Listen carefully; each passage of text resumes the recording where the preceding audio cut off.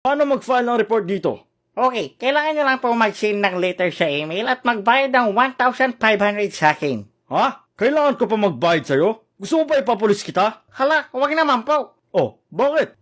Sorry na po, Mr. Kupal, kung nagawa ko po kayong ma-high blood. Sobrang problemado lang po talaga ako ngayon kasi wala akong pangregalo sa Pasko. Tapos nalulungkot din po ako ngayon kasi di ko po makakasama si Jonathan ngayong Pasko. Umuwi po kasi siya sa probinsya nila Sinong Jonathan? Yung best friend kong ari. Uy, Gegi, hindi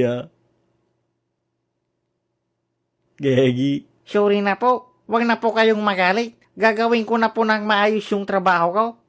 Sige. Di na ako mag-file ng report. Hala, totoo po ba? Oo, naintindihan kita. Hindi talaga natin alam kung anong problema ang pinagdadaanan ng isang tao. Kaya't hanggang maaari, maging mabuti tayo sa ating kapwa. At huwag nang dumagdag sa sama ng loob nila. Oo, tama. Thank you po, Mr. Kupal. You're welcome. And please, call me Mario. Hey, opo, Uncle Mario. So, maaari mo na ba akong tulungan sa wifi ko? Anong wifi? Ba't di ka na lang mag-YouTube?